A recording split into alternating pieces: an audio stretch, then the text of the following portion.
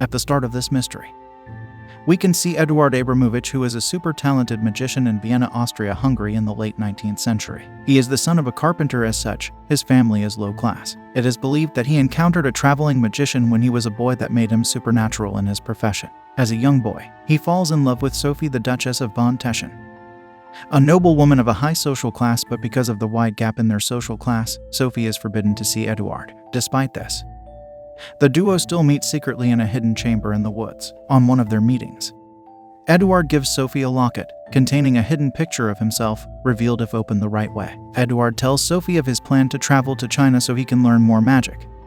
So they plan to elope together. On the day they plan to run away, the police, who have been looking for Sophie, finds them and separate them forcefully. Eduard leaves the village all alone, traveling the world and perfecting his magic skills. He returns to Vienna 15 years later as a renowned magician with the name Eisenheim. In one of his performances, he wows the audience by making an orange tree grow out of an empty pot before their very eyes. He was that good. Vienna's chief inspector of police, Uhl, who was present at the show, asks Eisenheim the secret to the trick, but Eisenheim dodges the question tactically. The Crown Prince Leopold hears about Eisenheim's astounding performances and attends one of his shows with his wife-to-be. During the performance, Leopold volunteers his wife-to-be as a participant, against her wish. As the wife-to-be comes on stage for the performance, Eisenheim recognizes her as Sophie, his childhood love. Leopold, impressed at Eisenheim's show, invites him to perform for him at the palace. Eisenheim learns quickly that Sophie is preparing to marry the Crown Prince Leopold, and that Leopold is a ruthless and selfish man who is known to physically abuse women, as he allegedly killed one of his lady friends in a bid to cover up the fact that he beat her. Sophie makes a plan to see Eisenheim secretly in a carriage. Sophie tells him she had always wished to see him again and is glad she has. During the performance at the palace at Leopold's invite, Eisenheim is provoked by Leopold and humiliates him before the royal guests. Leopold instructs Walter Uhl, the chief inspector of police, to shut down Eisenheim's shows and prevent him from performing in Vienna. Sophie goes to see Eisenheim to offer him help as regards Leopold's order. Herself and Eisenheim make love that night. They both discover the love they had for each other many years ago is still there, but Sophie tells Eisenheim that she would be going to Budapest the following week for her engagement with Leopold. She reveals to Eisenheim that Leopold plans to overthrow his father, who is the emperor, and she is part of his plan. Eisenheim tells Sophie to come away with him, but Sophie tells her that it is dangerous as Leopold will find them and execute them, but that she would love to be with him. A spy sees Sophie and Eisenheim kiss one morning and tells Inspector Uhl, who trails and finds Eisenheim at the railway station with an elderly man. He hides as he eavesdrops on their conversation. Eisenheim tells the man, when it is done, you will travel ahead with her and I shall follow. The man asks in return, does she understand what it entails? To which Eisenheim replies, completely. Inspector Uhl concludes Sophie might be planning to elope with Eisenheim and informs Leopold that Sophie and Eisenheim might be planning on running away. That night, Sophie visits Leopold, who gets drunk and accuses her of being unfaithful and of sleeping with Eisenheim. Sophie tells him she won't be going to Budapest with him as she won't be marrying him any longer. Leopold, who would hear nothing of such, hits her on the face to successfully overthrow his father, the emperor. He needs the marriage to Sophia as it would help him get support from the Hungarians. Sophie walks out angrily. Leopold runs after her, demanding for her to return as she walks towards the stable. A guard watches from the upper floor and sees as Sophie disappears behind the stable wall with Leopold on her heels. He hears Sophie scream and then a sword drawn. Then Sophie on a horse bent over as the horse walks past the building. The next morning, the horse returns without Sophie, with blood stains on one of its sides. A search is conducted to look for Sophie. After some time of search, she is found floating on a river, lifeless. Eisenheim, worry creasing his brows, jumps into the river to bring her out. She is pronounced dead by a physician. A deep wound is found on her neck. When Inspector Uhl asks the doctor what the nature of the death is, he tells him it's from bleeding from the deep cut on her neck made with a knife or sword. Uhl inspects the dead body. The physician gives Uhl a red gemstone which he claims he found on Sophie. Eisenheim accuses Leopold of murdering Sophie but is unable to provide substantial evidence to Uhl when he asks him for one. Uhl discards the information and threatens to jail Eisenheim if he continues his accusation. Uhl continues investigating the death of Sophie. Everyone suspects Leopold killed Sophie since he has a similar record to his name, but Leopold acts like he does not know anything about Sophie's death. He even asks Uhl if Sophie's case was a case of suicide, to which Uhl says it is not. Later that week, Uhl arrests an unknown man and convicts him for Sophie's murder. He keeps an eye on Eisenheim, who seems very sad and grieved over Sophie's death, as he knows he would not be satisfied seeing another man in prison.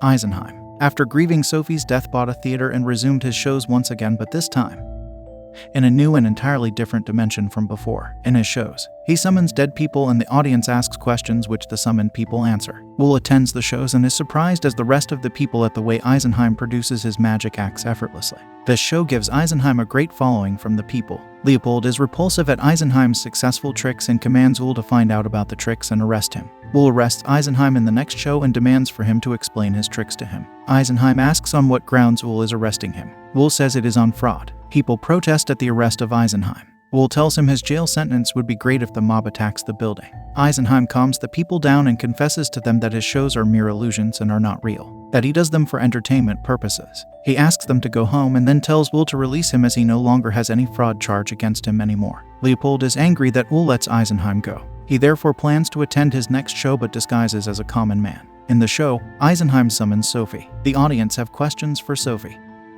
but are most eager to know who killed her, and they ask her. Sophie says her killer is in the room. Leopold panics and is very afraid. After the show, a man approaches Uhl and asks him if the man in the prison is the one who truly murdered Sophie. Uhl silences him. On their way back from the show, Leopold convinces Uhl that Eisenheim is a fraud and is trying to manipulate the people's minds. He instructs Uhl to arrest Eisenheim. Uhl is reluctant because of the respect he has for Eisenheim. He, however, warns Eisenheim strictly to not repeat the summoning of Sophie anymore, as it raises some sensitive questions from the people. He tells Eisenheim he would be forced to arrest him if he resummons Sophie in his next show. He asks Eisenheim to promise him he won't summon Sophie again.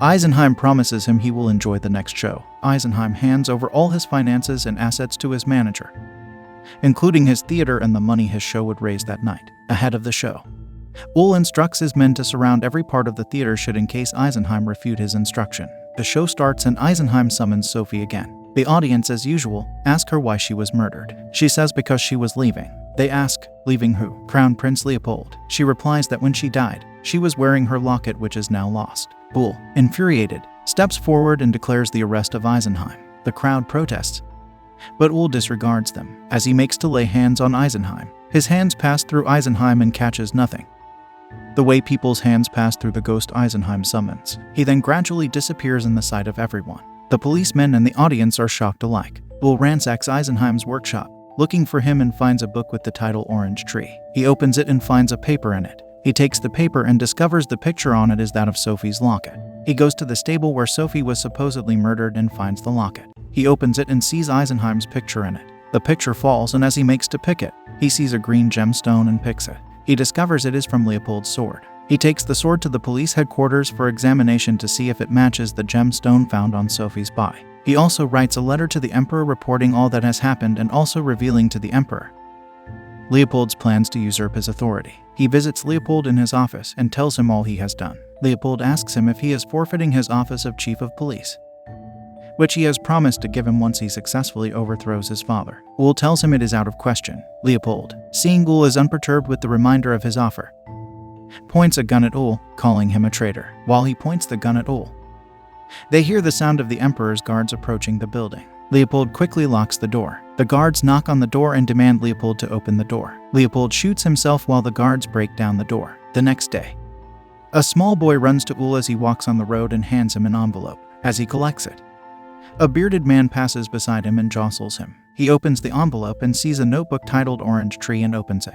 He sees the step-by-step process of Eisenheim's orange tree trick in it. He calls out to the kid who was already running away and asks who sent him. The boy replies Eisenheim and continues running. Uhl dips his hands in his pocket and cannot produce the locket he had put in there earlier. He realizes the man who jostled him a while ago must have stolen it, so he runs after him. The man hurries up to the railway station and boards the train. Uhl realizes it is Eisenheim but could not catch up as the train leaves before he could get to the station. He stands at the railway as the train moves and scenes began to piece together. The doctor who inspected Sophie's body is Eisenheim's friend, who had a conversation with Eisenheim at the railway station about his leaving that Uhl eavesdropped on. Also, Sophie drugged the wine Leopold was to drink the night she was murdered. She put blood on Leopold's body, on Leopold's sword, and on her horse so it could look like Leopold murdered her. She also faked her death as she took drugs that made her look dead. The gem Uhl found in the stable was taken from Leopold's sword by Eisenheim when he used Leopold's sword for the private show on the night Leopold invited him to the palace. Sophie's ghostly apparitions were also nothing more than phantasmagoria.